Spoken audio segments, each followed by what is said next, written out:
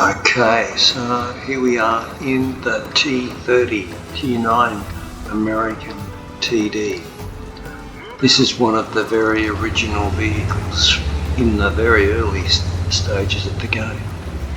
It started its life out as the Tier 10 American heavy tank when they brought in the E110E5.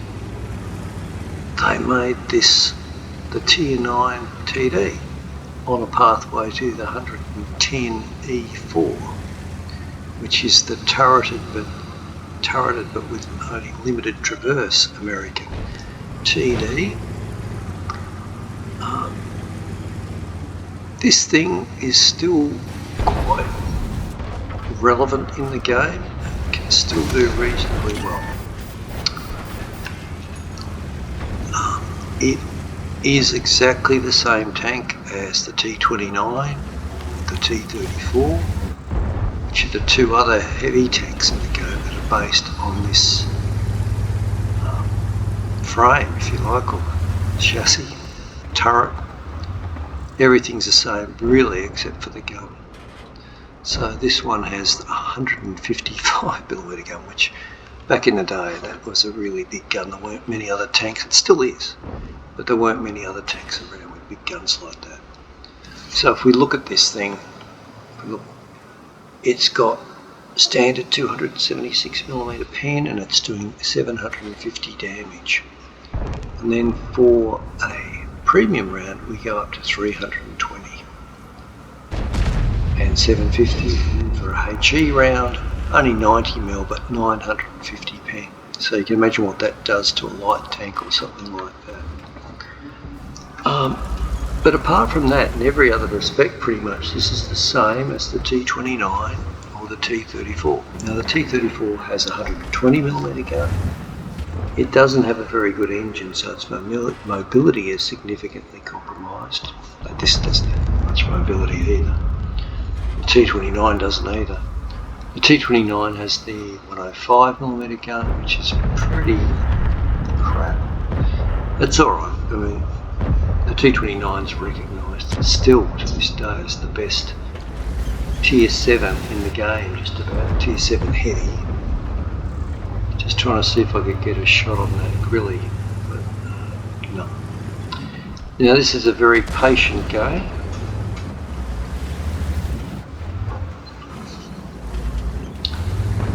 And there's a couple of really nice, almost trick shots in it. Now this is a meal. You have to really scratch your head and think, God, he must be a pretty crap player. He's lost almost all his health. Now he has almost lost all his health, 21 hit points left. And yeah, of course artillery takes him out. This stage though, we get a chance to get on the scoreboard. And we just had enough camo that he didn't see us then until we fired. So he could really pay for coming around that corner, although we got a fairly low roll, 671. Not great. And he put 750 into the poor old leopard. 705, he's been putting in a relatively good game. He actually manages to stay alive, and I think that's one of the key things between players who are a bit experienced and players who don't. And there we go. So we take the 100 out. Get a combined of about 1,000 damage into him. Oh, and now their Tier 10 heavy wants to have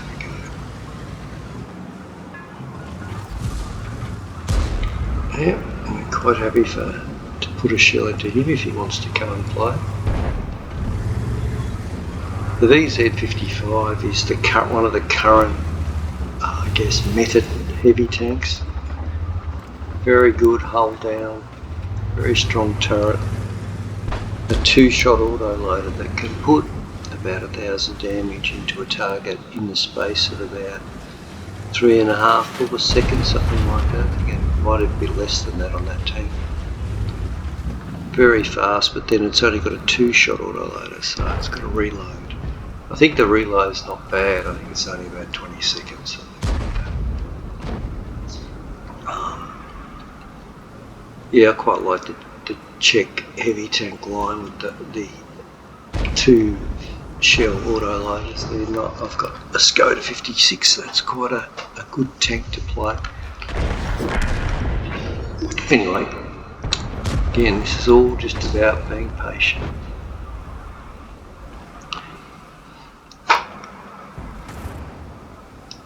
Unfortunately, some of our teammates weren't particularly patient, particularly that Emil. And if he must be a fairly experienced player because he's got the same badge as me, which means he's finished the second string in the first campaign, which takes quite a bit of doing. It took me a long time to do it. I only achieved it about 2 years into playing this account regularly.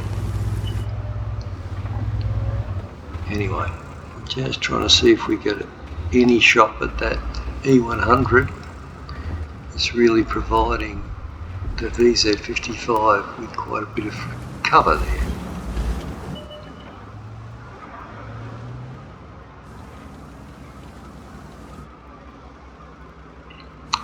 So patience, but then we'll see. The main reason I featured this game was the couple of really nifty shots I get in that really help sway this battle. So we've already taken out one tier 10 heavy, but let's make a prediction that we'll kill another one.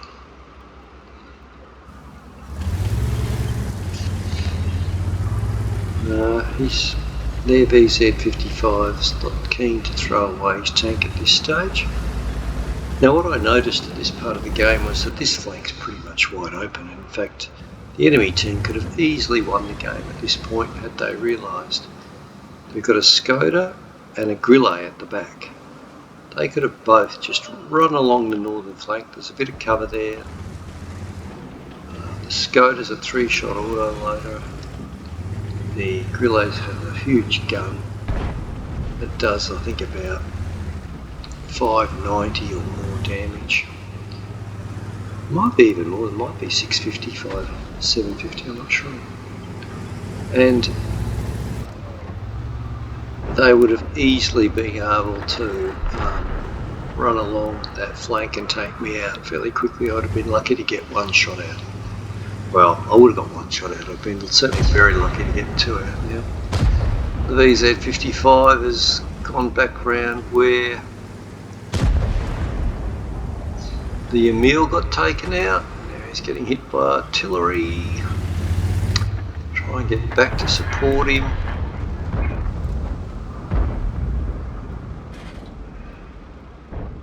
Oh, here comes the enemy VZ55. And there we can see its weakness is it doesn't have very strong side armour, so we're able to penetrate it. Yeah, VZ's really badly shot up, but it sort of worked out fairly well. We took one of their tanks out and reduced the hit points of that guy. No. A bit of palm tree frond must be pretty good camo because they're not seeing us until after we fire, which is pretty amazing most of the time. Ooh, yeah. Objects also gone down there to take a bit of punishment, I think. Now I've loaded a HE round here because I realised, well, until he drove in the way, that if you look underneath the E100, you can actually see the floor of the VZ. See there? Unfortunately, with that first shot I failed to hit it, so I load APCR. Our VZ55 has now been taken out. Now, let's try again.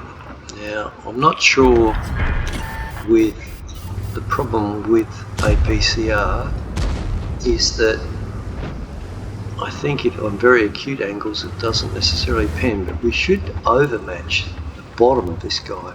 Now they did change damage so that, oh yes,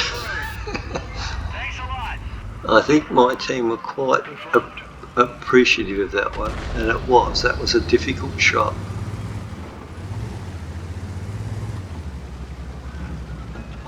And previously, I think the underneath of enemy tanks was not a hitbox, so you could shoot them there and it would do nothing. They did change that not that long ago, only about 2 or 3 releases ago, I think. Luckily, reading the release notes or reading some of the commentary on one of the content providers, I did pick up on that. Now, let's see what else we can do. So that was a bit of a trick shot, I guess, using a very narrow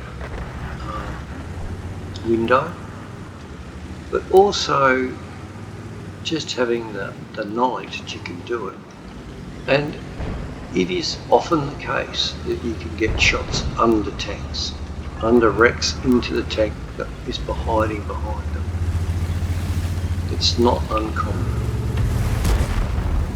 Now, so I take note here that I could almost have a shot on this guy if he was up a bit further.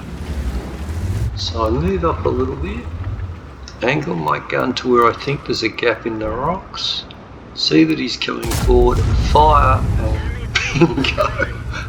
That was incredibly lucky, I guess, but I think we did about 500 damage to him there. And what we've done is taken out 2 key tanks that were holding up our advance there. Now I came over this side because I saw our guys on this side were down to such low health. The T57's one hit, so he can't really do much. But now, thanks to taking out the VZ55 and the Object 704, our team are really able to move forward on the other flank and start to take them apart. Now unfortunately email 2 is still on 100%. But now we know the Cranvogel is now over there. Still a bit of a risk, but I think we've got to take it at this stage of the game. There's only a couple of minutes left. So we ask for help. And we decide we're going to take on the Cranvogel. Now unfortunately I do move in just a bit too far. I probably shouldn't have come all that way up. No, we put a nice, fairly low roll into him. He gets one back, he gets another back. He then realises that he can't kill us with his last shot. They've only got a 3-round autoloader, so he comes forward to shoot the poor old T57. Of course we get hit by artillery. It's a wonder that didn't kill us, to be honest. Now we can still take a shot here. And, this thing is so cumbersome.